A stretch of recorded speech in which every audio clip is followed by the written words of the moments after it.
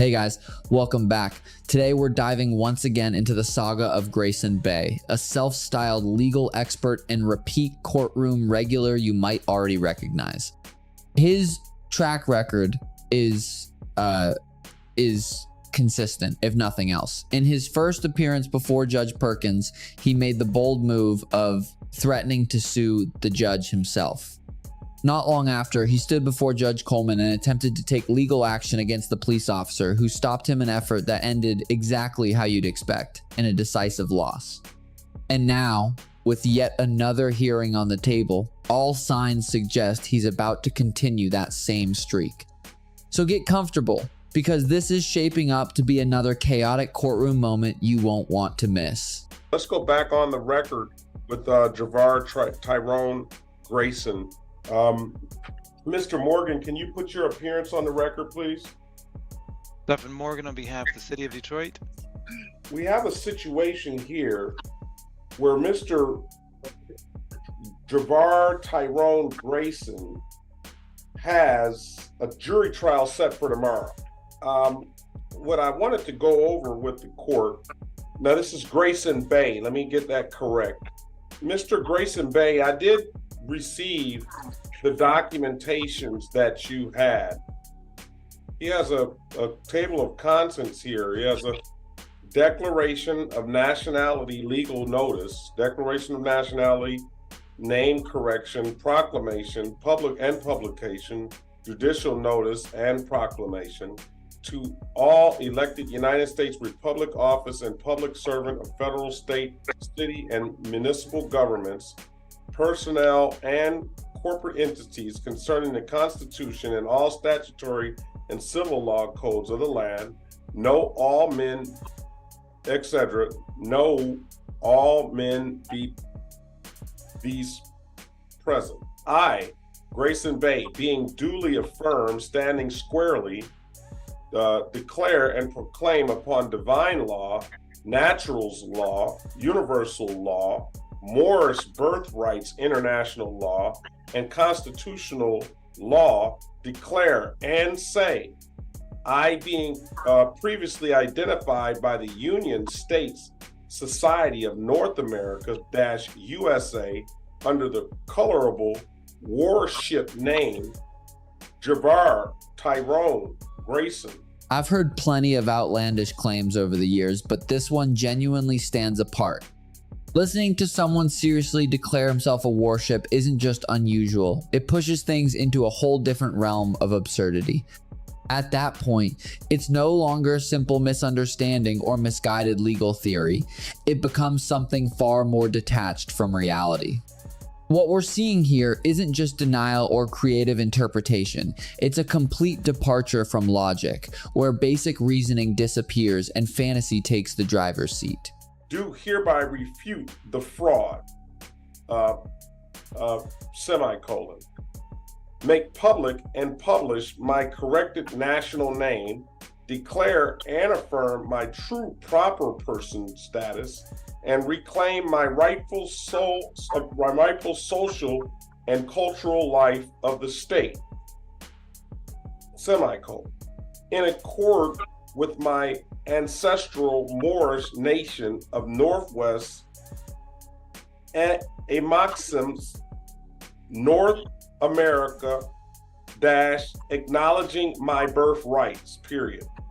Having lawfully and legally obtained and proclaimed my nationality and birthright name and title, semicolon, I strike that, in harmony with, in association with, and in accord with divine law, the customs and the laws, period, rules and usages of the Zodiac Constitution, semicolon, being aboriginal and indigenous and bound to the North American continent by heritage, by primogeniture, by birthright, by natural birth, semicolon, by freehold, and by inheritance. period. Declare for the public record, I am returning to the European cognomen and fictitious misnomer back to the colonial processors of its pedigree, period. I am not rightfully declaring, publishing, and proclaiming my own free national name, affirming my actual, rightful, and civil in full life status, conjoined to my ancestors, Moorish American consanguine pedigree and national honor, semicolon. Let it be declared, known, published, and resolved that I am Grayson Bay in proper persona sui juris, being in my own proper person by birthright, semicolon, I am Moorish. I'm not going to continue to read the rest of that. Thank you, Your Honor. Well said, though. Thank you. I just don't have a clue of what's going on with this. Just a declaration of my nationality, Your Honor. Thank you, though. Well said, though. Okay, so, and how? What am I supposed to take of this? You know, are you saying you're not American? I'm Moorish American from Okay. the land of Exuma, Turtle Island. The issue is the corporation of United States, and that's the issue. And I'm under a natural law as Grayson Bay. I'm in natural form now as a man. That's highly debatable. A mature adult owns up to mistakes and accepts the consequences instead of trying to sidestep them, certainly not by attempting to renounce citizenship over something as minor as a few parking tickets. What you're describing isn't principled defiance. It comes across as avoidance dressed up as a stance. Rather than engaging with reality, it reflects a refusal to deal with it, which undermines any claim to seriousness or credibility. Yeah, but that's my nationality. All right, so let's get to this once one again, here. I did proclaim that the court didn't have jurisdiction over me. That's where we were at. For this matter, you know, Miss Snyder I guess she's assigned and she's going to be handling this matter. You said it's set for jury trial tomorrow. Yeah, what I wanted to do was this, because I mean, I'm prepared to rule on some of this without even a jury trial. The only matter that I was really is the false name issue, which is what probably I'll let a jury decide on that, because this other stuff. That's why I had you on. It was an opportunity. These were things that were filed, that he had filed, and I don't know if you've read them or had a response, or I know you probably haven't, but your office. It says, notice to all law enforcement, nationals or citizens are not required to show identification to a police officer. So what I'm going to do, he cited a Supreme Court case, Collender versus Lawson, 461 U.S. 352, 1983. And it says, in which the United States Supreme Court ruled that a police officer could not arrest a citizen merely for refusing to present identification. Now, I'm not even going, did you get arrested, Mr. Grayson Bay? I was obtained. So if there's no arrest, then how is this even pertinent here? And under my jurisdiction, that's an arrest. Well, we're not under your jurisdiction. Once he touched my vehicle, it's a violation. Well, listen, I don't recognize your jurisdiction in this court. I recognize the state of Michigan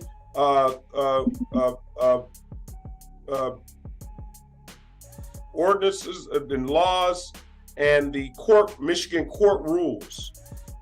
So I'm going to conclude that this based on this document that you've given me, this would be your lead case. That I'm not going to consider that necessarily an arrest. You weren't taken into custody, were you?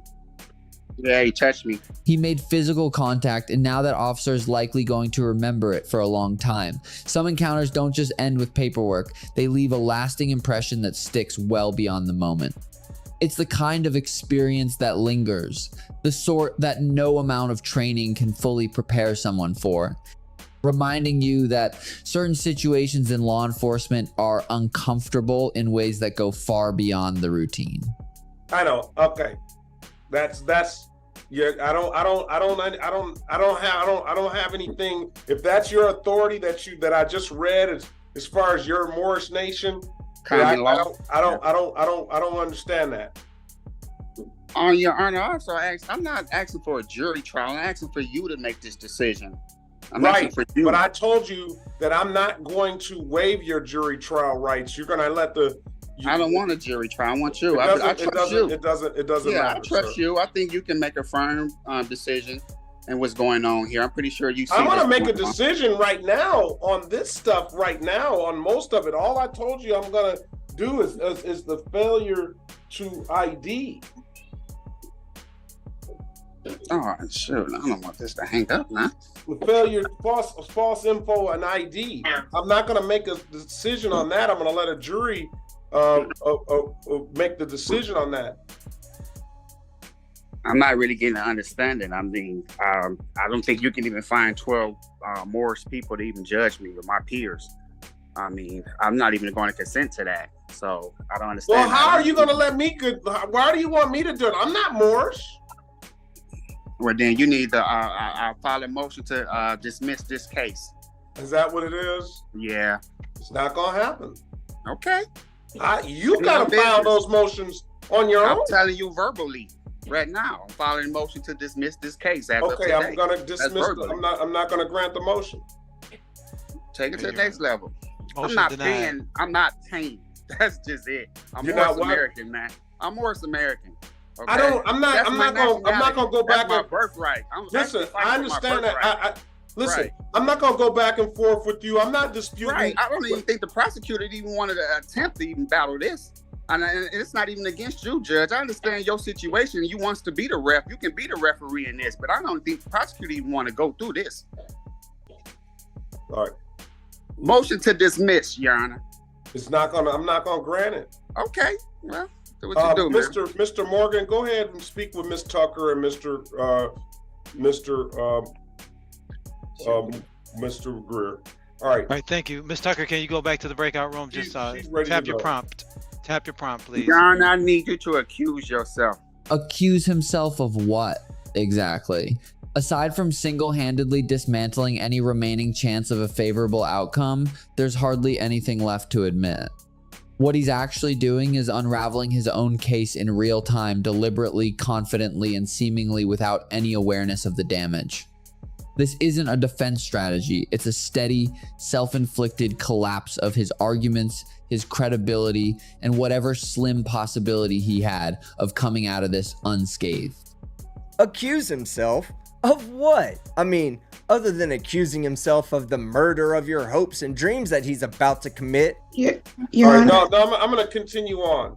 So that's the case he cited. I filed a motion for you to accuse yourself. I'm going to deny it. Okay. Well. You can put it in writing. I'll deny it. So let's continue on with this notice to all law enforcement that the Supreme Court case was cited, and I haven't read that case yet, but I'll look it up. There is no such thing as failure to identify. You can sue the police for an illegal arrest and resist arrest with impunity. Okay, so he cited some cases here. State versus Robinson. Looks like a Maryland case. State versus Mobley in those North Carolina case. State versus Adams versus State, Georgia case. And I guess you're saying on those cases that the person did not have to, you can sue the police, that they sued the police and successfully sued the police for their a wrongful arrest and resistant arrest. Excuse me. I also have Thompson versus Smith, the right to travel. Well, that's on the next. I'm going under the failure to identify heading there. Oh, okay. That's under the next heading. So the next heading is personal liberty, the right or power of locomotion, of changing one's situation, or moving one's person to whatsoever place one's own inclination may direct, without imprisonment or restraint, unless by due course of law. Unless by due course of law. Now I don't know where you got this. If this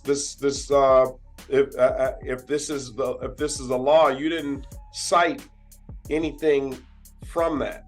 It goes on into Thompson versus Smith, the right of a citizen to travel. Okay, the right of a citizen to travel upon public highways and to transport one's property thereon, either by carriage or automobile, is not a mere privilege which a city may prohibit or permit at will, but a common right which she has under the right to life, liberty, and the pursuit of happiness.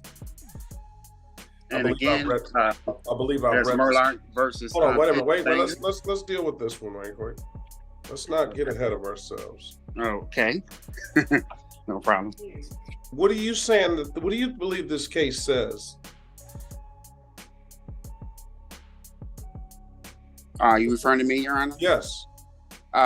It says what it says. I'm just waiting on your decision. I'm here to defend my birthright and my nationality. Well, that was quite an elaborate way of revealing you don't actually understand the case law you're citing. But don't worry, this confusion isn't going to last much longer. Judge Perkins is about to take the bench and systematically dismantle each of those references, turning what sounded like confident legal argument into a clear demonstration of why it actually matters to read and understand the cases you rely on. When you say that 5-pointed star on the street, leave me alone. That's my nationality. That's all I ask for. We should be questioning the officer for even bringing me to you. They got to have respect for that nationality, and that's all I'm here to prove. My nationality and my birthright. All that other color stuff and colorism calling me black, I'm not permitting that. I'm sorry. You're not going to pull me over because I'm driving around black. That is real. DWB is real. But when you turn around and have a nationality, that's where it stops. He probably shouldn't have brought me to you, and that's the issue. We should be holding him accountable for his actions, not you or the prosecutor. I'm pretty sure the prosecutor don't even want to battle this. But I'm going to stand on my birthright and my nationality. That's my right. That's my common law. I'm very passionate about it, Your Honor, as you can see. So if I seem a little upset, or if I get a little, mischief at you, I'm sorry. I apologize for that. But my birthright will stand. I don't want to be a United States citizen no more. I'm not subject to United States no more. I'm tired of paying taxes. I can't even afford the insurance. My birthright is all I'm standing on. That's all I have, Your Honor. All due respect. I'm Morris American. I'm indigenous to this land. Nobody dragged me from Africa. This is my land. And you're going to respect me when you see that flag. Thank you. Okay. Let's go back to what you filed here. Thomas versus Smith, 154 Southeast 579. I think you need to read that in its entirety, because this is one of the cases that I've seen before that has been filed, and it appears to the court that it's saying exactly the opposite of what you believe it's saying. It is saying that the city can revoke your license. You don't have the authority to operate a vehicle on the city streets. At this point, it's hardly surprising when a sovereign citizen cites case law that ends up undermining his own argument that pattern has become almost routine. What does stand out, though, is hearing a judge respond with calm clarity and precision, carefully walking through the reasoning and methodically exposing each flaw. In doing so, the confusion is stripped away and replaced with a grounded lesson in how the law actually works. There's something undeniably compelling about watching that misplaced confidence unravel step by step as the gap between belief and reality is laid bare in a clear and instructive way. You want to battle the dead entity. That's what it is. You want to charge me on this dead entity side, and I can't. No, I don't know what you mean by charging on This the dead. dead I'm entity, going by. Wait a minute. Here's how it's gonna work. I'm gonna talk. You're gonna listen. I'll let you talk. Yeah. I'll let you talk. I'll listen. Let's get it. You right. You filed this. That's right. You get it. You cited this case law. Okay, so you're saying, and I'm giving you the benefit of going over this stuff. Thank you. This is another case that I'm gonna that you cited that I am going to tell you that it's actually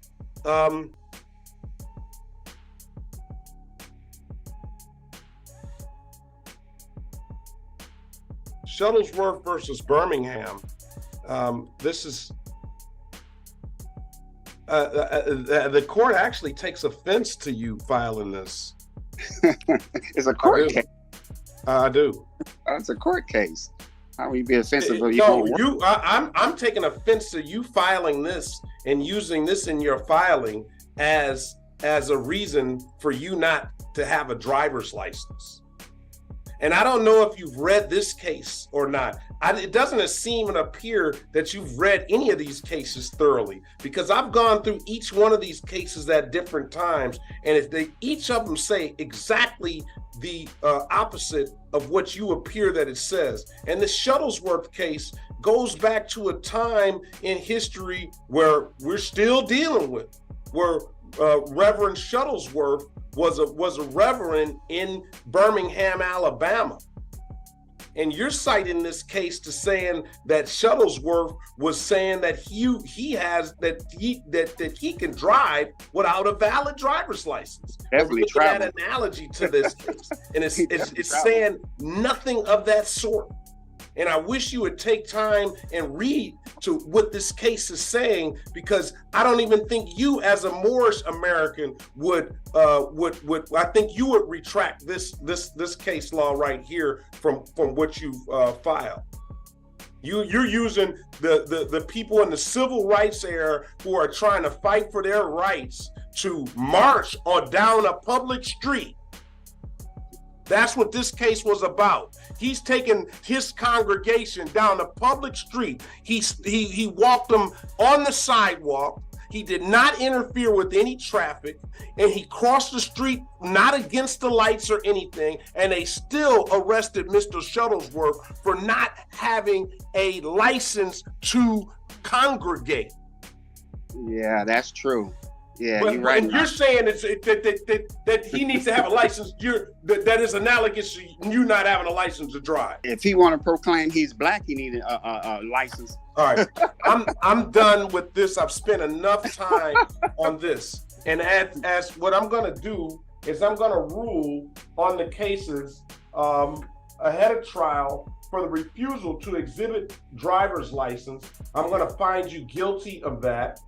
For the refusal of for having no insurance and no proof, I'm going to find you responsible. I'm going to find you responsible for an expired plate. We'll go to trial on the seatbelt, on a formal hearing on the seatbelt issue tomorrow, and the false ID tomorrow. All right, that's going to be the ruling of the court. If there's nothing further, Mr. Yeah, there is, Your Honor.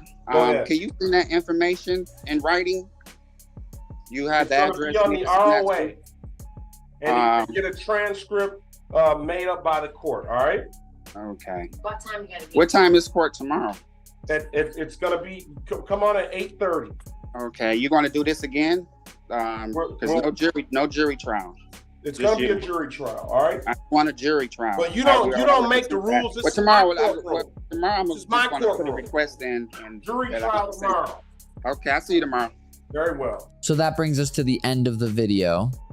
He was found guilty or held responsible on all but 2 of the charges, and those remaining counts were set to be heard by a jury today, meaning that by the time you're watching this, that appearance has already taken place. I'll drop a link to Judge Perkins' courtroom in case you want to check it out for yourself.